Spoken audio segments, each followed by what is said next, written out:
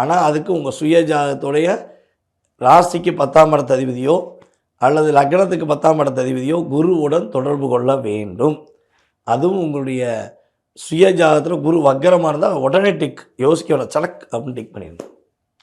உங்களுக்கு வெற்றி உண்டு.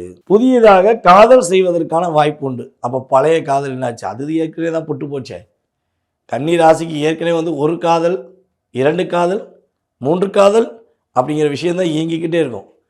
ஓகேவா? நீங்கள் உண்மையாக நேசித்தாலும் உங்களை நேசிக்கிறவங்க ஏமாற்றிட்டு போயிடுவாங்க. அப்போ நீங்கள் என்ன பண்ண முடியும்? இன்னொரு பாசத்துக்கு போய் தான் ஆகணும். ஏங்க இங்கே அன்பு தாங்க அடிமை.